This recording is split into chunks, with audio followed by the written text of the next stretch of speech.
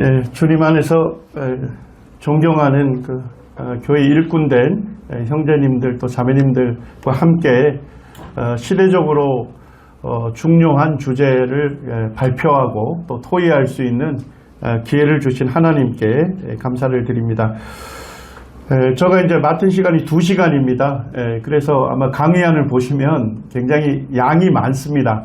그래서 참고할 만한 내용으로 이렇게 PPT를 만든 것도 있어요. 그래서 빠르게 이렇게 또 진행을 할 생각이고요. 맨 마지막 장에 보게 되면 이 주제를 다루고 있는 좋은 책들을 이제 제가 또 거기 참고 문헌으로 추천해 놨습니다. 나중에 이렇게 또 참고하시면 될 것 같습니다. 제가 이제 다룰 주제는 유신진화론의 과학적 신학적 문제점입니다. 그래서 창세기 1장과 2장의 그 창조 기사를 어떻게 읽을 것이냐 하는 거죠. 그래서 역사로 읽는 분들은 성경적 창조 신앙을 갖게 되고, 전설이나 신화로 읽는 분들은 유신 진화론으로 이렇게 받아들이게 됩니다. 우리가 이제 뭐 예수님을 믿는 그리스도인이라면 이 세상이 어떻게 존재하게 됐습니까? 라는 질문을 하면 우리는 다 정답을 갖고 있잖아요. 하나님께서 천지 만물과 사람을 창조하셨습니다. 예수님을 믿는 그리스도인이라면 모두가 다 그렇게 믿고 동의합니다. 근데 조금 더 자세하게 살펴보게 되면 성경을 그대로 신뢰하고 성경적 그 기록에 그걸 믿음으로 받아들이고 창조신앙을 갖는 사람이 있는가 하면, 또 다른 사람은 진화론을 과학적 진리로 받아들이고 진화론적 관점에서 성경을 재해석해서 읽는 분들이 있습니다. 그래서 성경적 신앙을 갖고 있는 사람들은 하나님께서 태초에 하나님의 말씀으로 6일에 걸쳐서 완성되고 완전한 세상을 창조하셨다, 이렇게 이제 받아들일 거고요. 이제 진화론을 과학적 진리로 받아들이고 성경을 재해석하는 사람들은 하나님께서 오랜 시간에 걸쳐서 이 진화라는 방식으로 모든 것을 창조했다, 이렇게 이제 그들은 주장하고 가르칩니다. 이런 분들은 이제 유신 진화론자다, 이렇게 얘기합니다. 유신, 신의 존재를 믿는 거죠. 그리고 그 신이 진화라는 방식으로 모든 것을 존재하게 했다는 것입니다. 근데 유신 진화론자들은 자기들을 유신 진화론자다 이렇게 불리는 걸 원치 않아요. 왜 그럴까요? 뒤쪽에 진화론이 방점을 찍고 있지 않습니까? 자기들은 진화론자 아니다는 거예요. 그래서 이분들이 자기들을 뭐라고 불러달라 하냐면 진화적 창조론자다. 그래서 진화적 창조론으로 불리기를 원합니다만은 지금 기독교계에서 가장 많이 쓰는 것은 유신진화론입니다. 우주와 생명의 기원에 대한 기독교계의 일반적인 분류를 보게 되면 몇 가지 견해가 있습니까? 크게 3가지 견해가 있습니다. 이제 첫 번째로 보면 즉각적 창조론, 즉성적 창조론이라고 이름하는 것이 있습니다. 자, 명칭이 왜 그렇게 생긴지 아시겠죠? 하나님께서 빛이 있으라 명령하시니까 빛이 있었습니다. 하나님의 말씀에 의해서 즉각적으로 사물이 만들어졌다는 것입니다. 그래서 이제 즉각적 창조론을 받아들이는 분들은 하나님께서 태초에 하나님 말씀으로 무로부터 완성되고 완벽한 세상을 6일 동안 창조하셨다라고 받아들이는 거죠. 자, 이 입장의 필수적인 상황들을 보면 창세기 1장과 2장에 보면 우리 창조의 날이 나오지 않습니까? 첫째 날, 둘째 날. 이 날이란 단어가 히브리어로 요미인데 이 단어를 문자적 24시간의 하루로 이렇게 받아들이는 거죠. 그 다음에 노아 때의 홍수는 전 지구적이고 격변적인 대홍수 심판으로 믿습니다. 그리고 우주, 지구, 인류, 생물의 연대를 한 6,000년에서 1만 년 이내로 보는 것입니다. 그래서 창세기 1장 1절에 태초의 역사의 시작, 시간의 시작이죠. 그리고 6일에 걸쳐서 천지 만물을 창조하신 거죠. 그리고 창조 6일째 아담과 하와를 창조하십니다. 그리고 창세기 5장에 가면 아담의 족보가 나오죠. 창세기 11장에 가면 셈의 족보가 나옵니다. 그것을 그대로 믿음으로 사실로 역사로 받아들일 때 6천년에서 만년이라는 짧은 기간이 나오기 때문에 이분들을 젊은 지구론자다라고 부르기도 합니다. 그리고 이제 지금 현재 이제 많은 이 주제와 관련해서 쟁점이 되는 게 이제 아담, 인간이 어떻게 창조되었느냐 하는 거죠. 그래서 즉각적 창조론자들은 신체와 영혼이 모두 하나님의 특별 창조에 의해서 지음을 받았다 이렇게 믿습니다. 자, 대표적인 주창자는 누구시죠? 여기에 계신 우리 형제 자매님들이라고 제가 믿습니다. 왜냐니까 초대 교회 이래로 전통적인 신앙이었습니다. 이것은.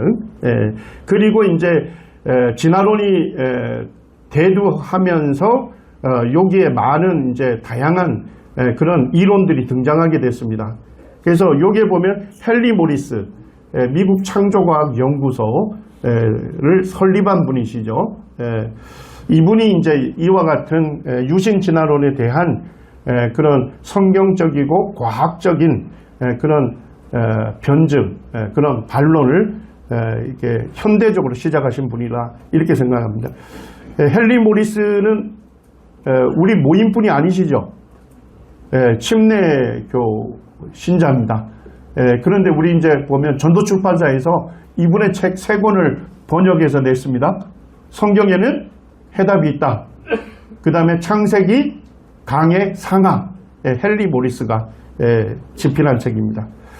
그 다음에 이제 지금 즉각적 창조론에 대해서 강력하게 가르치는 그런 성경학자이면서 설교자인 존 메가더 이런 분들이 여기에 포함이 되겠습니다.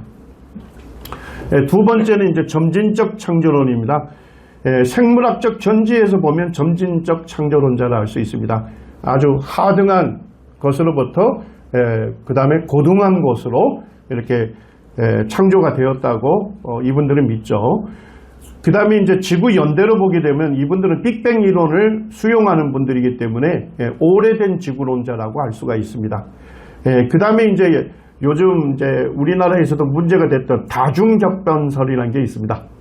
자, 성경을 보게 되면 전지구적인 대격변적 사건이 있었죠. 언제 있었습니까?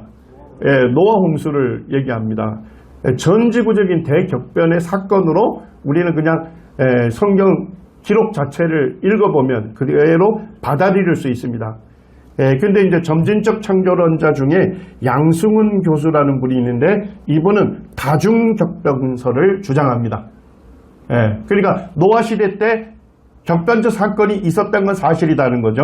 근데 그것이 한 번 있었던 것이 아니라 다중 여러 번의 격변을 통해서 오늘날 세상이 됐다. 이렇게 주장하는 분입니다. 이 입장의 이제 필수적 상황을 보게 되면 우리 이제 첫째 날, 둘째 날, 창조의 날을 긴 시대로 이분들은 받아들입니다. 그래서 첫째 날을 첫째 시대 이렇게 보는 거죠. 수백만 년. 그래서 이걸 날 시대 이론이다 이렇게 부르기도 합니다. 노아의 홍수는 역사적 사건이었고 큰 범위의 격변이었지만 지구 전체를 덮은 것은 아니다 이렇게 주장하고 있고요. 그 다음에 우주연대를 대략 138억 년으로 보죠. 우주 진화를 설명하는 빅뱅 이론을 수용했습니다. 그런데 차이점은 생물 진화는 받아들이지 않습니다. 그래서 하나님께서 이 하등한 것을 창조하시고 수백만 년이 지난 거죠.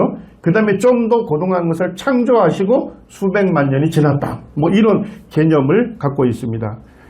인간 출현은 최소 3만 년 전에 있었고 하나님의 특별 창조에 의해서 이루어졌다. 이렇게 이제 주장합니다. 대표적인 주장자들을 보게 되면 그 신학대학에서 조직신학을 가리키는 밀라드 에릭슨이라든지 웨인 그루뎀, 우리나라의 조직신학 책이 이분들을 많이 교재로 사용하고 있습니다. 그 다음에 이제 우리나라의 송인규 교수, 은퇴했습니다만은, 송인규 교수, 그분이 나는 점진적 창조론자다, 이렇게 얘기를 하고 있고, 이제 과신다라에서 과학과 신학과의 대화, 뭐 그런 유튜브, 이런 것들을 아주 적극적으로 만들어가지고 젊은 청년들에게 지금 많이 소개가 되고 있습니다. 즉각적 창조론하고 점진적 창조론의 같은 점과 차이점을 제가 정리해 놨는데요. 그건 참고하시길 바랍니다. 이제 오늘 이제 주로 다루게 될 유신진화론입니다. 유신진화론, 또 진화적 창조론이라고 할 수 있습니다. 제가 이제 위키백과사전을 뒤져보니까 유신진화론은 신이 우주를 창조할 때에 자연계의 생명체에게 무슨 능력을 부여했다고요? 진화의 능력을 부여해서 현재 다양한 생명체들이 생겨났다고 보는 기독교 창조론의 하나이다. 이렇게 제가 볼 때는 유신진화론자들이 직접 아마 위키백과에 기입한 내용으로 보입니다. 아주 쉽게 얘기하면 하나님께서 진화라는 방식으로 모든 것을 창조했다. 이렇게 이제 주장하는 분들입니다. 유신진화론 이렇게 할 때 이름에 생물진화를 수용했다 하는 의미를 담고 있습니다. 이분들은 이제 스펙트럼이 굉장히 사실은 강범위해요. 유신진화론자. 스펙트럼이 굉장히 강범위하기 때문에 제가 이제 주된 내용만 여기에 집어넣었습니다만, 어떤 분들은 아주 복음주의 쪽에서 존경받는 그런 목회자나 성경학자들도 이 유신진화론자에 포함이 되어 있는 분들이 있습니다. 좀 의아하게 생각하실 수 있습니다만, 하여튼 기독교계가 그렇다 이 얘기입니다. 그래서 첫째 날, 둘째 날 이렇게 되는 날을, 창조의 날을 이분들은 역사적 진술이 아니다 받아들입니다. 그건 역사가 아니다. 신하고 설화다 이렇게 받아들입니다. 노아 홍수는 역사적이라고 해도 기껏해야 국지적이다 하고 주장하는 사람은 아주 좀 복음적인 쪽에 속한 사람이에요. 그렇지만 대부분 유신진화론자들은 노아 홍수 사건을 고대 근동의 설화로 보고 있습니다. 그리고 이제 빅뱅 이론과 생물 진화를 전체 수용했습니다. 그러니까 진화론 전체를 과학적 진리로 이분들은 받아들이고 진화론적 관점에서 성경을 재해석을 했습니다. 인간은 동물로부터 진화해 왔으며 아담은 역사적인 인물이 아니고 상징적인 인물이다. 아담은 다수의 유인원 그룹 중에 한 그룹이다. 대표성만 인정하는 분도 있고 대표성도 인정하지 않는 분들이 있습니다. 대표적인 주창자를 보면 사실은 지금 한국 기독교계의 출판사에서 엄청나게 출판하는 분들이에요. 지금 현재 굉장한 영향을 미치고 있는 분입니다. 톰 라이트라고 하는 성공의 그 학자죠. 톰 라이트가 지금 굉장히 많은 책들을 저술해서 우리말로 번역되어 있는데 유신진화론자입니다. 피터 엔즈라고 하는 웨스트민스터 신학대학원 교수인데 이분은 유신진화론을 주장하고 가르치는 것 때문에 학교에서 이제 쫓겨났어요. 그 다음에 이제 구약학자 중에 굉장히 이분도 영향이 있는 분인데 히튼 대학교 교수인 존 월튼이라고 하는 분도 유신진화론자입니다. 그리고 과학자 중에서는 프란시스 콜린스라고 해서 2002년에 인간 게놈 프로젝트의 총책임자, 이분도 이제 자기는 거듭난 그리스도인이다 라고 얘기하면서도 유신진화론을 지금 퍼뜨리는 과학자 중에서는 선봉주자입니다. 그래서 바이오로고스라고 하는 유신진화론 단체가 있습니다. 바이오로고스. 홈페이지에 가면 바이오로고스 홈페이지가 있습니다. 그리고 이제 유신진화를 주장하거나 지지하는 그런 학자들, 설교자들, 기독교 변증가들, 과학자들의 견해들이 거기에 올라가 있습니다. 아마 읽으시면 우리 형제님들 굉장한 충격을 받으실 겁니다. 그 다음에 이제 팀 켈러 잘 아시죠? 뉴욕 한복판에서 굉장히 부흥하는 교회를 이루었다 해서 굉장히 존경받는 인물인데 팀 켈러도 유신진화론을 주장합니다. 그리고 이제 우리나라에서는 우종학 서울대 천문학부 교수입니다. 이분이 이제 IVF 출신이거든요. 대학생 기독교 기독 학생회라고 합니다. 예, 기독 학생회라고 하는 그 대학교의 기독교 그 서클이 있죠. 예, 그래서 한국 기독 학생회네요. 한국 기독 학생회 거기 출신이고, 한국 기독 학생회를 중심으로 지금 엄청난 청년들에게 유신진화론을 강연하고 사실 확산시키는 우리나라의 최선봉에 서 있는 분이 우종학 교수입니다. 예. 그리고 지금 현재 이제 보면 많은 수의 목회자와 기독교 변증가들이 유신진화론을 받아들입니다. 왜 그럴까요? 주류과학에서 진화론을 뭘로 가르칩니까? 과학적 진리로 가르치기 때문에 주류과학에서 가르치는 거고 대부분 사람들이 받아들이는 것인데, 이 진화론 때문에 논쟁을 할 필요가 없다. 예. 그래서 이 진화론으로 이 생명의 기원에 대해서 논쟁하는 것은 불필요한 논쟁이기 때문에 그냥 진화론을 받아들이고, 그리고 성경에서 말씀하는 구원자이신 예수 그리스도의 복음만 전하면 된다. 이렇게 논리를 펴니다. 예. 그래서 굉장히 많은 수의 사람들이 여기에 동조하고 있습니다. 제가 이제 페이스북을 하고 있는데, 페이스북 친구 중에 한 형제라는 형제님이신데, 이분이 이제 유신진화론적 내용을 계속 올리는 거예요. 그래서 이제 제가 좀 마음이 불편해서 이제 공개적으로는 뭐 얘기 안 하고 개인 메신저로 보냈습니다. 형제님, 유신진화론은 성경에서 볼 때 받아들일 수 없습니다. 진화론은 과학적 진리가 아닙니다. 이제 그렇게 얘기를 했어요. 하여튼 저에게 대하는 것은 뭐냐면, 진화론을 거부하면 과학을 거부하는 사람으로 보고, 무지몽매한 비과학적이고 비지성인으로 몰아가는 추세입니다. 그래서 이제 제가 염려가 돼서 지역교회 장로님한테 전화를 했어요. 전화했더니까 몇 년 전서부터 교회에 출석하지 않고 있다 하는 얘기를 들었습니다. 어쨌든 이 유신진화론의 문제는 우리 모임도 예외는 아니다. 하여튼 어쨌든 교회에 하나님 말씀을 가르치는 우리 형제님들이 이와 같은 부분에 대해 이해를 갖고 충분하게 성도들에게 올바르게 변증해 줄 필요가 있다, 이렇게 생각이 됩니다. 무신론자 중에 프랭크 진들러라는 분이 있습니다. 2008년에 이제 미국 무신론자들의 그 단체가 있는데 거기에 회장을 맡은 사람입니다. 1996년에 윌리오 클릭 교회에서 무신론 대 기독교, 증거는 어느 쪽을 가리키는가, 그 디베이팅에 이제 참여했던 분입니다. 그러면서 이제 이분이 이런 얘기를 합니다. 제가 볼 때는 굉장히 논리적으로 맞는 얘기예요. 생물학이 기독교에 준 가장 큰 충격은 진화의 발견이다. 그러니까 진화론을 받아들이게 되면 아담과 하하가 실존 인물이 아니게 되는 거죠. 동의가 되십니까? 하나님께서 아담과 하하를 창조하셨잖아요.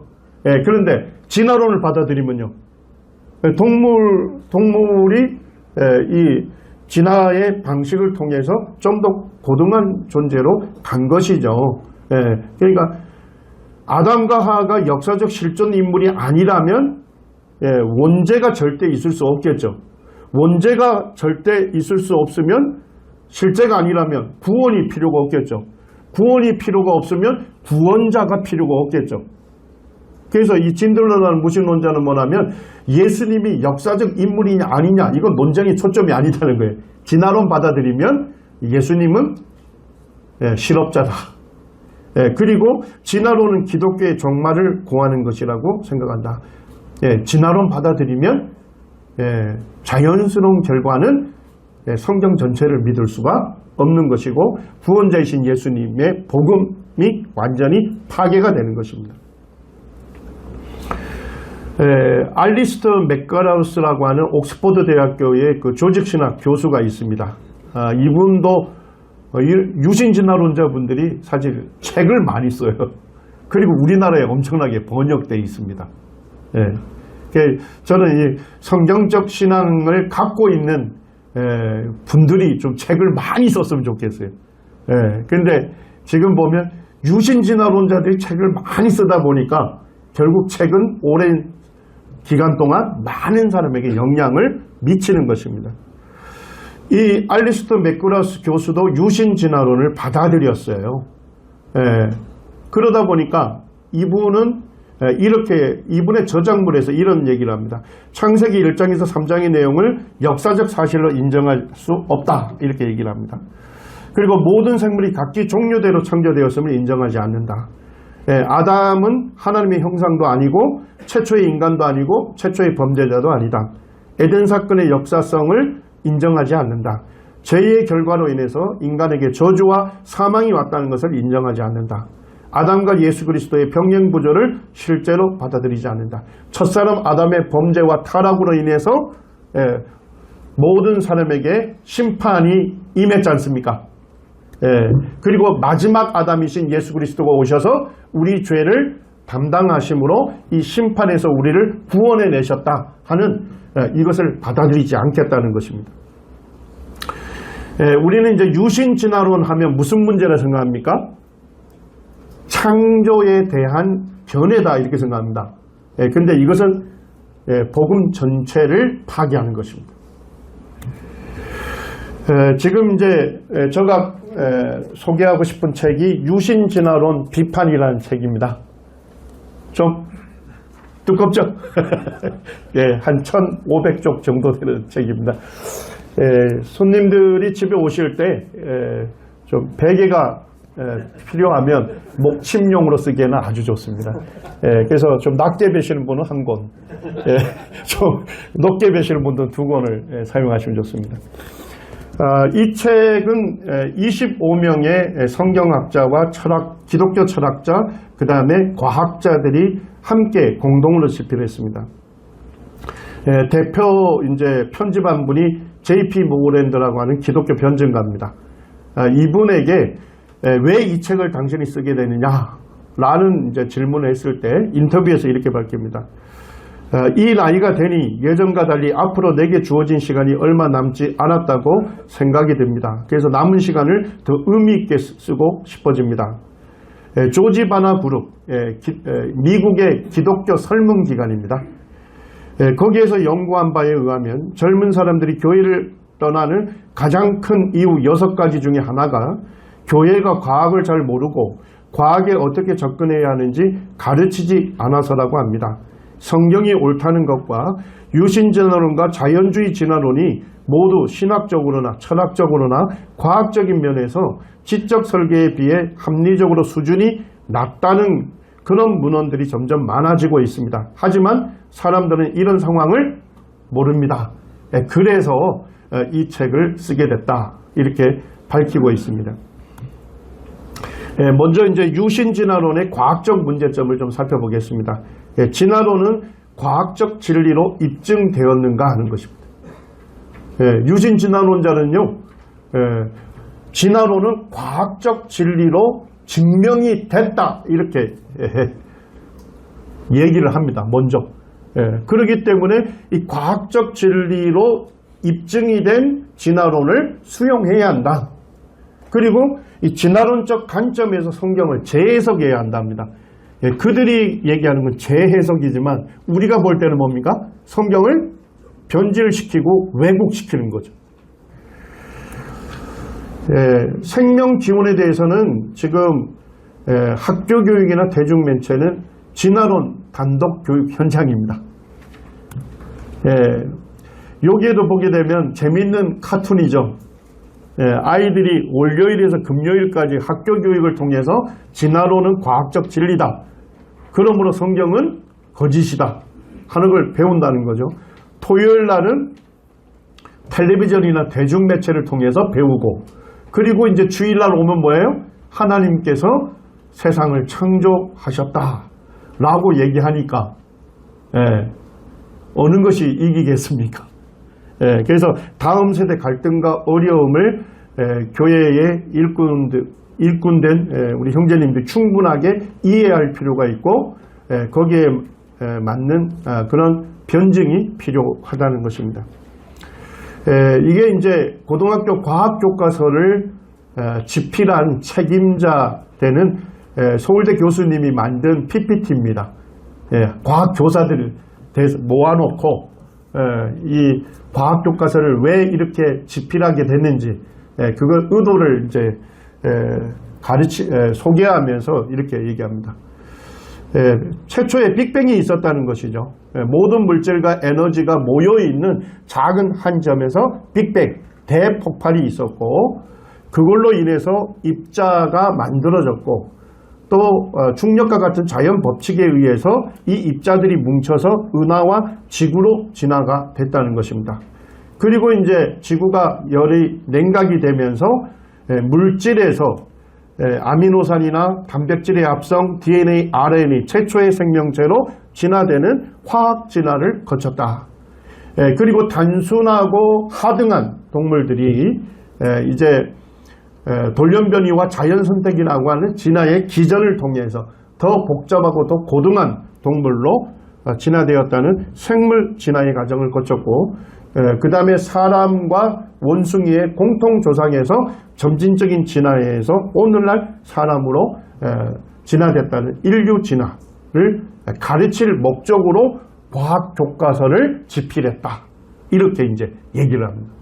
그러니까 우리 교회를 다니는 학생들도 언제부터 진화론을 학교 교육을 통해서 배울까요? 자, 학생들이 최초로 교사로부터 진화론 교육을 받는 시점이 언제일까요? 우리가 알아야 아이의 고민을 얘기합니다.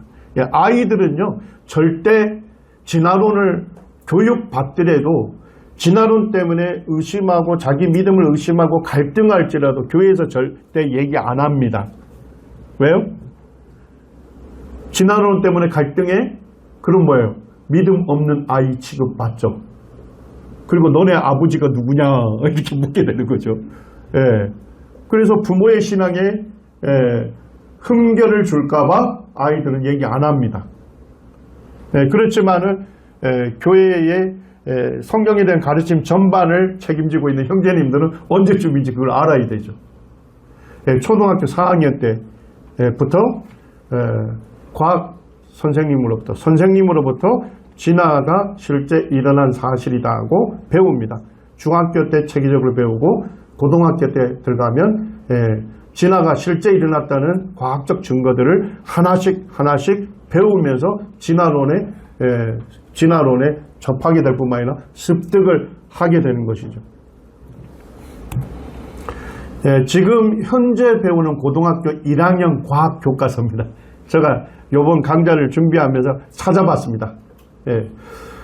우리 형제님들이 뭐 학생들한테 책 가져오라고 안 해도 돼요. 인터넷상에서 치시면 PDF로 전체 다 줍니다. 지금 이제 현재 교과서를 통합과학교과서라고 합니다. 왜 통합과학교과서냐? 중학생 때 배웠던 진화론의 내용들을 전부 이제 정리해서 고등학교 1학년 때 정리를 한번 하고 2학년, 3학년 들어가는 겁니다. 쉽게 얘기하면. 거기에서 보면 다윈의 진화론이 과학과 사회에 미친 영향을 얘기합니다. 그러면서 다윈이 종의 기원을 발표할 당시에는 다윈을 침팬지로 묘사하면서 사람들이 조롱했다 이렇게 돼요. 그렇지만 다윈의 진화론이 생명과학의 기본 원리로 자리 잡았다 이렇게 돼요. 그러니까 이 내용만 딱 읽어보면 학생들이 뭐예요? 진화론이 처음 주창됐을 때 교회 다니는 사람들이 기독교가 사실은 찰스 다윈을 침팬지로 조롱했다. 그렇지만 현대과학에서는 이제 생명과학의 기본 원리로 진화론이 정착이 됐다는 것입니다. 그리고 학생들에게 어떤 것을 조사해 보라고 합니까? 다윈의 진화론이 종교 분야에 미친 영향에 대해서 어떤 것이 있는지 모둠별로 조사해 보자. 자, 이렇게 되면 이제 학생들이 뭘 논의하는지 아시겠죠? 기독교에서 하나님께서 천지를 창조하셨다는데 기독교에 대해서 성경에 대해서 진화론적 관점에서 문제점을 제기할 겁니다. 그 다음에 인간과 진화론이라는 그 내용을 다루면서 이렇게 얘기합니다. 고대에서 근대에 이르기까지 우리 사고에는 인간은 지구상의 모든 생물 중에 가장 고등하고 고귀한 존재였다. 그래서 모든 생물 위에 인간이 있었다는 거죠. 인간은 만물의 영장이고 으뜸이었다. 자, 그런데 이것이 이와 같은 사상이 뭐에 의해서 완전히 무너졌다는 겁니까? 진화론을 통해 완전히 무너졌다. 이러한 관점에서 보면, 진화론적 관점에서 보면 인간은 지구상의 가장 고등한 생물도 아니다는 거예요. 지금은. 예. 가지가 많이 달린 나무의 한 가지와 같은 존재에 불과하다. 쉽게 보면 동물 중에 하나다. 이렇게 지금 얘기하는 거예요. 예, 이게 고등학교 1학년 과학 교과서를 통해서 지금 우리 교회 다니는 학생들이 지금 배우고 있는 겁니다.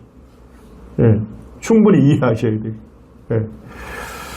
그러면서 거기에 보면 어떤 숙제를 줍니까? 진화론 이전과 이후에 인간의 지위가 어떻게 달라지는지를 설명해보자. 예. 진화론 이전에는 뭡니까? 인간은 만물의 영장이요 만물의 으뜸이요 하나님의 형상을 따라 지음받은 존귀한 존재다. 진화론 이후에는요, 예전에 제가 배울 때는 고등한 동물이라고 표현, 예, 가장 진화되어 간 고등한 동물이다 이렇게 배웠는데 지금은 뭐예요? 동물 중에 하나다 이렇게 얘기하는 거. 윌리엄 프로바인이라고 하는 진화론자 교수도 이렇게 얘기합니다. 진화론을 받아들이면 하나님도 없고 목적도 없으며 목표를 지향하는 어떤 종류의 힘들도 없다. 죽음 이후에는 생명이 없다. 진화론이 사실이란 뭡니까? 최초의 사람은 뭘로부터 왔습니까? 물질로부터 왔기 때문에 사람이 죽으면 물질로 돌아가고 끝난다 이런 겁니다. 윤리에 대한 기본적인 기준도 없고 인성의 궁극적인 의미도 없으며 인간에게 자유의지도 없다. 예, 진화론자가 얘기하는 겁니다. 진화론 받아들이면 하나님 믿을 수 없고 성경 전체 믿을 수 없다 이렇게 얘기하는 거죠. 자, 이제 살펴보고 싶은 것은 우주 진화를 설명하는 빅뱅 우주론은 과학적 진리일까요? 네.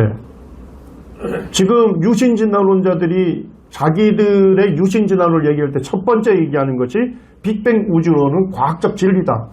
그걸로 증명이 됐다. 이렇게 얘기를 합니다. 그래서 이제 138억 년 전에 한 점에서 대폭발이 일어났고 우주 초기에 급팽창이 일어났다가 서서히 지금이 팽창이 되면서 모든 물질이 만들어지고 오늘날의 그런 우주가 만들어졌다는 것입니다. 근데 이렇게 이제 과학적 진리처럼 가르치는데 동아일보 2016년에 보면 빅뱅 이론을 다루면서 빅뱅 이론은 학고부동한 진리인가 아니면 빅빵으로 사라질 것인가? 신문이 뭐 하는 겁니까? 그 시대의 생각들을 그대로 반영해서 그걸 문제시해서 제시하는 겁니다. 빅뱅 이론 반대 성명서를 2004년에 38명의 우주론의 대가들이 작성을 했습니다. 우주론의 대가들, 쉽게 얘기하면 진화론자들 중에 이 천문학자들이 빅뱅 이론은 과학적으로 문제가 있다. 정식 제기를 했어요. 그리고 자세하게 왜 반대하는지에 대해서 성명서를 작성을 합니다. 그리고 유 사이언티스트라고 하는 과학 잡지를 통해서 과학자 집단에게 전부 보냈어요. 공개 소환을 질의를 합니다. 근데 거기에 첫 번째 내용이 이겁니다. 이 성명서 핵심 내용이 뭐냐? 빅뱅 이론은 우리가 전혀 관측한 적이 없는 가상적인 것들에 의존하고 있다. 그러니까 빅뱅 이론이 실제 빅뱅이 일어났다고 한다면 급팽창 증거가 있어야 하고 암흑 물질이 있다고 하고 암흑 에너지가 있어야 한다고 주장을 합니다. 이분들은. 그런데 급팽창 증거 아직까지 없습니다.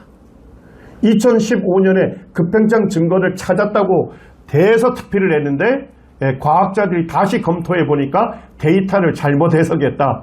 그래서 급팽창 증거 아니다. 공식 선언했어요.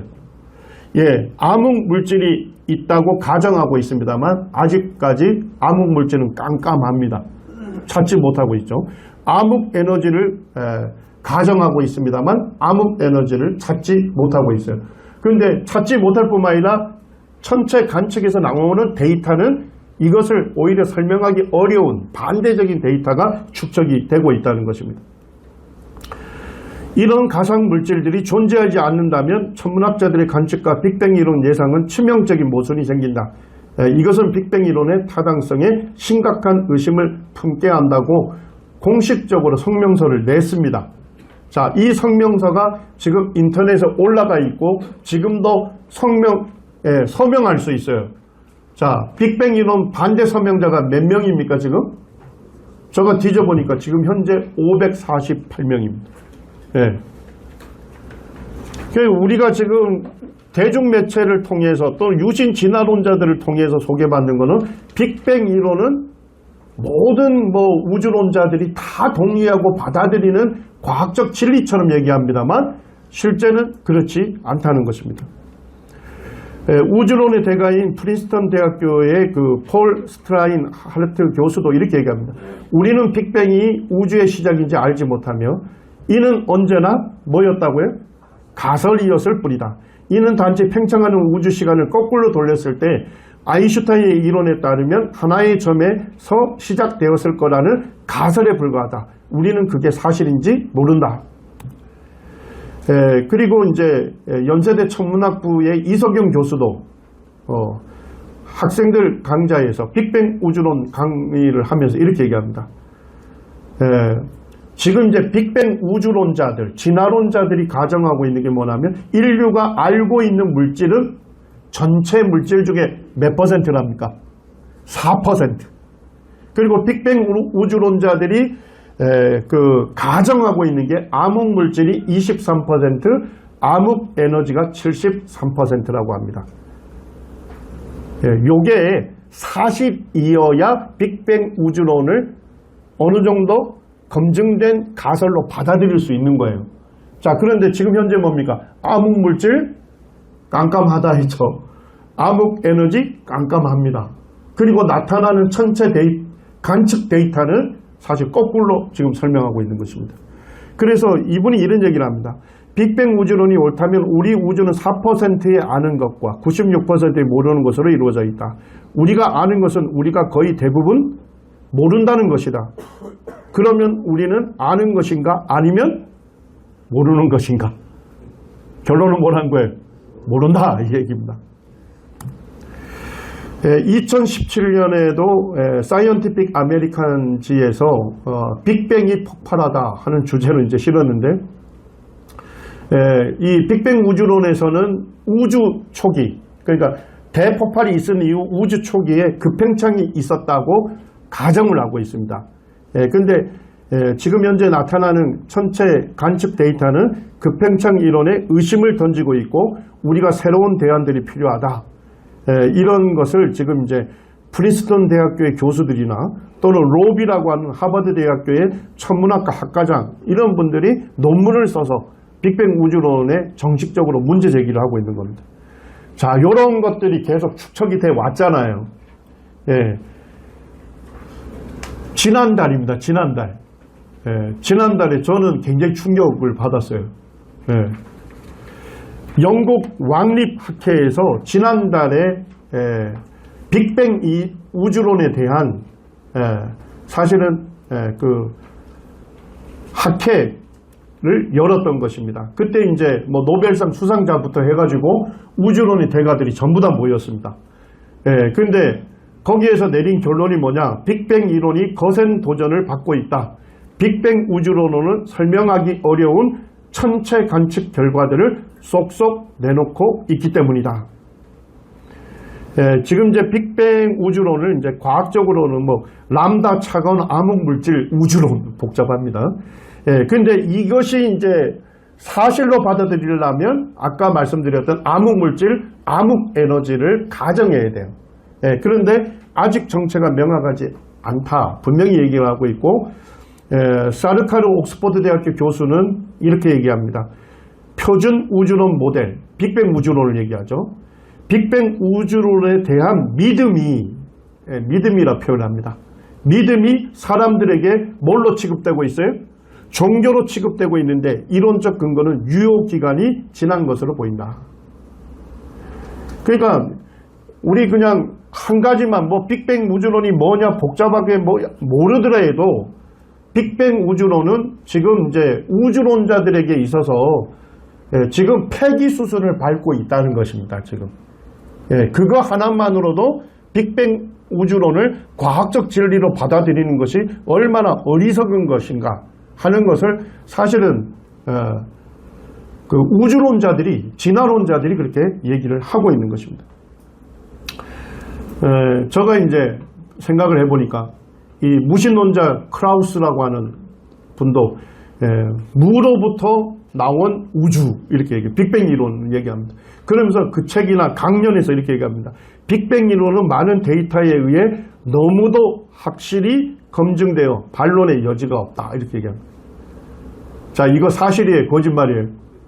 100% 거짓말이다 이 얘기입니다. 지금 우주론자들이 지금 최근에 내린 결론은 빅뱅 우주론에 반대가 되는 천체 관측 데이터가 쏙쏙 나오고 연구들이 축적되고 있습니다.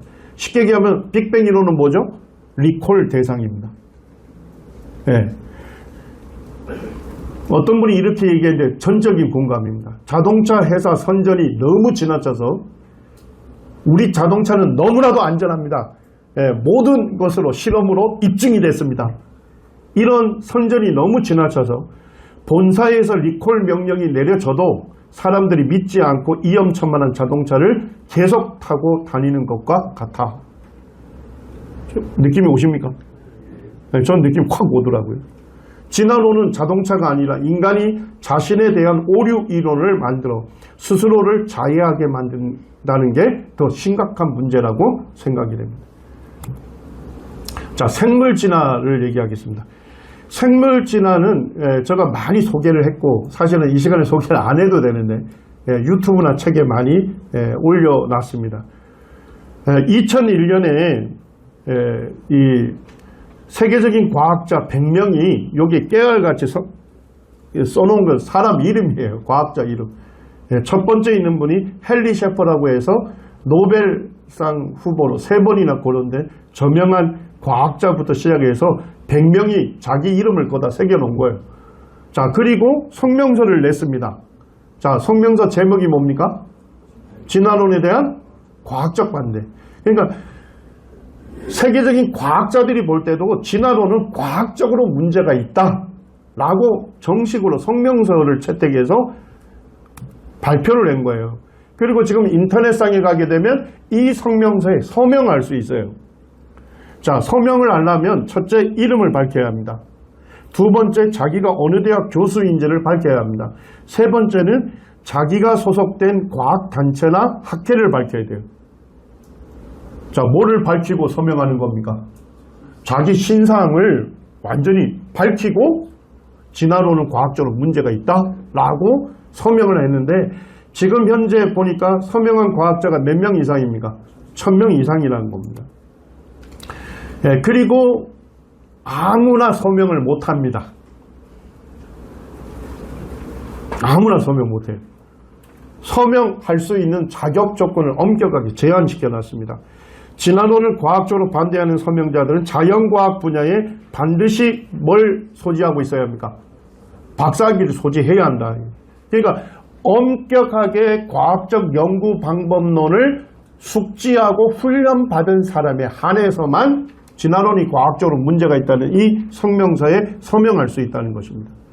그리고 의학 박사학위를 소지했다고 해서 할 수가 없고 의학 박사학위를 소지한 사람은 의과대학 교수로 활동 중인 사람에 한해서만 서명할 수 있어요. 자, 어떻습니까? 자격 기준이 매우 엄격하고 제한되어 있지 않습니까? 그런데도 지금 몇 명 이상이 서명하고 있습니까? 1000명 이상이 하고 있습니다. 요게 홈페이지를 한번 가보시길 바랍니다. 감사하게도 태극기를 누르면 우리말로도 번역이 딱 됩니다. 구독자분이 혹 진화론 얘기하면 요 성명서만 보여줘도 저거 볼 때는 많은 부분 해결되리라 봅니다. 거기에 서명을 하는 분들에게 당신이 왜 진화론을 과학적으로 반대하는지 그 의견을 쓰라고 되어 있습니다. 간단하게. 제가 이제 가장 마지막에 이제 포스팅한 한 분만 소개하겠습니다. 이 필립 스켈이라고 하는 교수입니다. 펜실바니아 대학교의 명예교수이시고 미국 국립과학원의 회원입니다.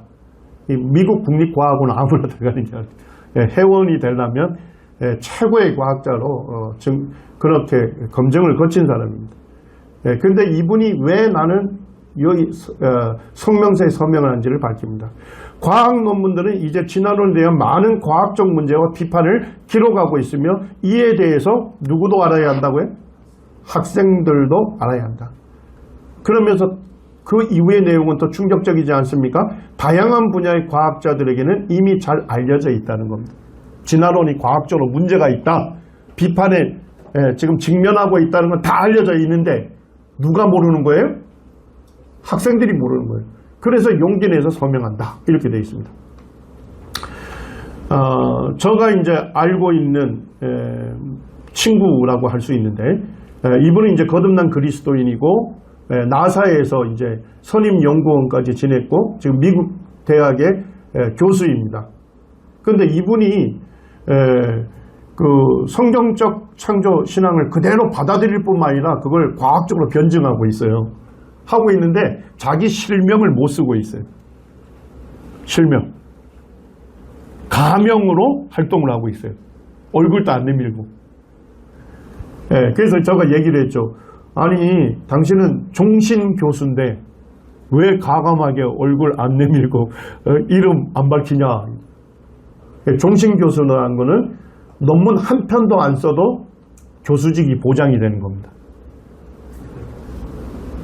종신 교수가 되면 논문 한 편도 안 쓰고 땡땡 놀아도 봉급 나오고 종신 교수 끝까지 좀. 그런데 그분 얘기는 그겁니다. 내가 성경이 말씀하는 창조를 믿고 있을 뿐만 아니라 그걸 변증하는 변증가로 알려지는 순간 내 모든 연구에서 지원되는 지원금이 다 사라진다.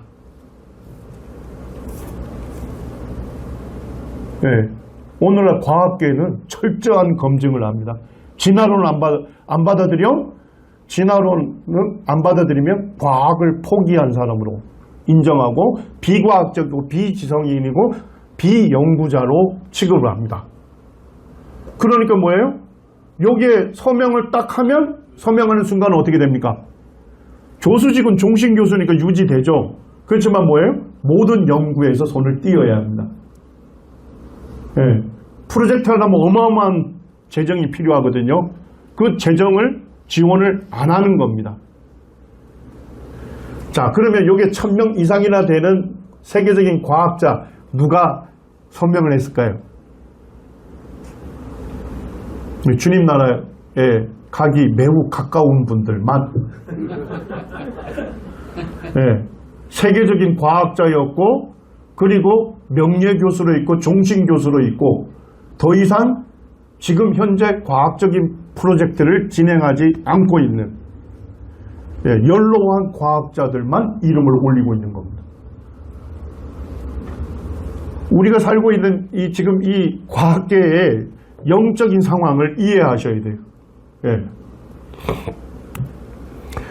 진화론의 생물진화의 문제점은 제가 다루지 않겠습니다. 우리 성도님들이 다 아시리라고 믿습니다. 지금 이제 고등학교 그 통합과학 교과서에서 진화의 과학적 증거라고 하는 이 증거들이 실제는 과학계에서 폐기된 것들입니다. 그리고 과학계에서 더 이상 그 과학적인 연구 방법으로 내린 도출한 결론으로 받아들이지 않는 것들입니다. 그런데 학생들 가르치는 교과서에서는 여전히 입증된 것처럼 가르칩니다. 자, 저는 이제 이쪽에 있는 데이터 자료들을 이렇게 좀 공부를 하면서 되게 의문이 났어요. 왜냐니까 진화론을 수용한 과학자나 교수일지라도 그렇지만 이렇게 이미 과학계 자기가 소속된 단체에서 이미 폐기된 이론들조차도 사실로 가르치고 있다는 거예요. 책을 집필하거나 또 강단에서 가르치고 있는 게 이해가 되지 않았습니다. 그런데 진화론자 중에 하버드 대학교의 그 리차드 루원틴이라는 교수가 있는데 이분이 이제 자연주의에 대한 진화론자들의 철학적 헌신이라고 하는 그 성명서를 만드는데 그걸 읽어보니까 이해가 되더라고요. 우리 진화론자들은 상식에 어긋나더라도 뭐에 어긋나더라도 상식에 어긋나더라도 진화론적 과학적 주장들을 고수하기로 작정한 사람들입니다. 여기 우리 형제님 자매님들은 우리 주님께 헌신하기로 작정한 분들이잖아요. 맞습니까? 예. 그런데 진화론자들은 뭐냐면 진화론적 과학적 주장들을 고수하기로 작정한 사람들입니다. 이는 진화론적 과학과 초자연적인 과학의 진정한 영적 투쟁을 이해하는 열쇠다 이 얘기입니다. 자, 초월적 과학이 뭡니까? 초자연적 과학. 초월적 창조주 하나님을 인정하는 과학이죠. 네, 그것과의 진정한 투쟁을 이해하는 열쇠다. 우리는 무조건적으로 수용해야 한다. 그 내용이 명백하게 뭐가 있더라도 오류가 있다 하더라도 실증적으로 증명되지 아니한 뭐일지라도요 공허한 이야기에 지나지 않는다 하더라도 우리는 이미 물질주의에 헌신하고 또 헌신하였기 때문이다. 네, 뒤로 가면 더 과간입니다. 그래서 우리의 이 방법론이 아무리 뭐할지라도요 반이성적이라도 우리의 사고체계가 우리와 다른 사고체계와 비교했을 때 아무리 뭐하게 보일지라도요 이상하게 보일지라도 우리는 물질론에 기인한 연구체계와 물질적 설명을 가능케 하는 일련의 개념들을 계속 뭐 해야 한다는 겁니다. 만들어 나가야 한다는 거예요. 그러지 않으면 어떻게 된다는 겁니까? 하나님의 발이 한 발짝이라도 방문 안에 들어오는 허용하죠. 결국 뭔 얘기입니까? 이 진화론자들은 뭐냐면 진화론이라는 것은 자연주의 세계관에 기초한 과학 연구입니다. 자연주의가 뭡니까? 보는 것만으로 해석하는 것입니다. 네. 초월적 창조주 하나님을 배제한 연구를 얘기하는 것입니다. 그래서 제가 진화론에 대해서 이런 생각을 합니다. 생명의 기원은 어떻게 어디로부터 왔는가? 라는 질문이 있을 수 있지 않습니까? 자, 그러면 우리 학생들은 뭐예요? 1번에서 5번까지 답까지들이 있을 거예요. 예. 자, 그런데 생명은 어디로부터 기원하였는가? 자, 정답은 뭡니까? 하나님에 의해서 창조되었다. 맞습니까? 이게 정답까지잖아요. 자, 정답까지를 뺀 나머지 4가지는 오답이겠죠. 진화론 연구는 뭡니까? 정답까지를 빼고 나머지 답까지에서 뭘 찾으려고 하는 노력이에요? 정답을 찾으려고 하는 노력입니다. 그래서 아무리 열심히 연구하고 아무리 엄격하게 연구할지라도 결론은 뭡니까? 틀린 결론을 도출하게 되어 있는 것입니다. 마이클 루즈라고 하는 이 진화론자도 원래 기독교인이었습니다. 그런데 이제 진화론을 수용한 후에 이렇게 얘기합니다. 진화론은 이념일 뿐만 아니라 뭐라고요? 세속 종교로서 반포된다. 진화론은 뭐래요? 본인이 그렇게 얘기하는 거예요. 종교다. 진화론은 처음부터 그것은 사실이었고 지금도 여전히 사실이다. 진화론은 종교입니다. 그런데 문제는 뭐예요? 잘못된 증거에 기초한 어마무시하게 잘못된 종교라는 것입니다.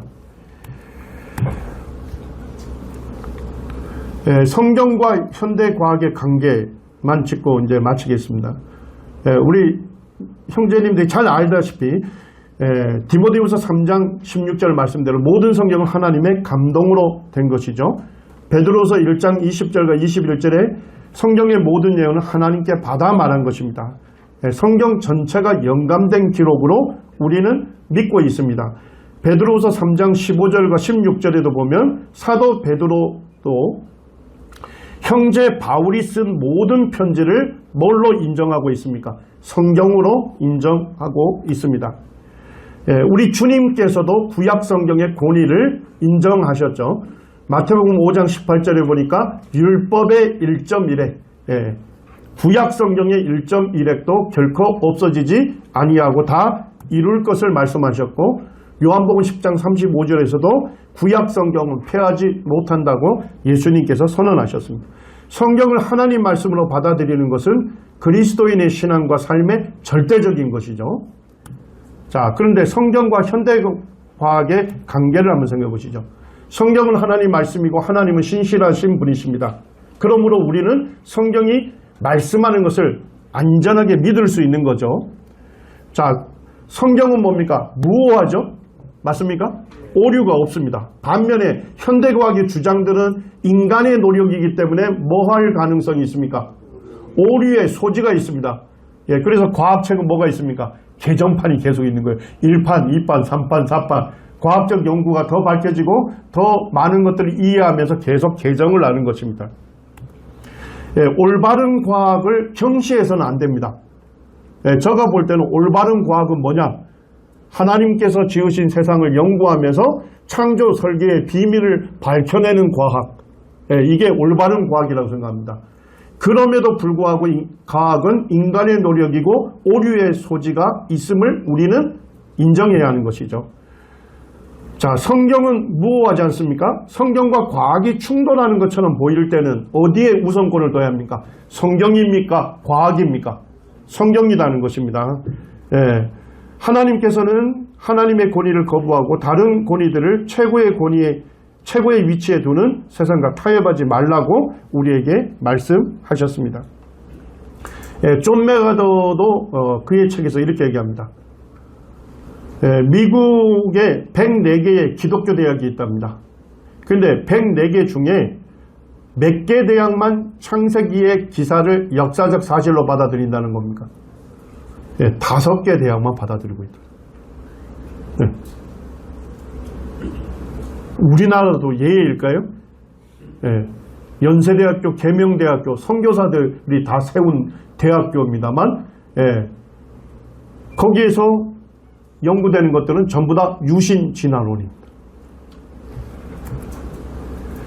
더 충격적인 것은 진화론자 마이클 진머번 교수가 2006년에 성직자 서신 프로젝트라는 것을 만들었습니다.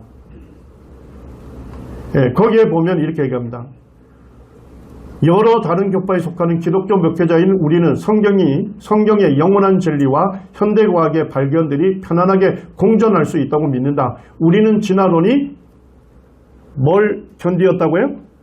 엄격한 검증을 견디어냈으며 진화론을 과학적 진리로 수용하겠다는 겁니다. 많은 인간의 지식과 업적에 밑받침이 된 기초적인 과학적 진리임을 믿는다. 과학과 종교는 매우 다르지만 상보적인, 상호보완적인 진리의 두 형태이므로 우리는 과학은 과학으로 남아있고 종교는 종교로 남아있기를 요청한다. 그래서 유신진화론 이 성명서에 지금 미국 장로교회가 공식적으로 총회에서 승인했고 2008년에는 전세계 연합감리교회에서 공식적으로 총회에서 승인을 했습니다. 그리고 뭐까지 합니까? 진화론 주말, 진화론 주일 이렇게 만들어가지고 진화론자들이 교회 강단에서 진화론 가르칩니다. 과학적 진리로 가르치고 유신 진화론을 퍼뜨리고 있는 것입니다.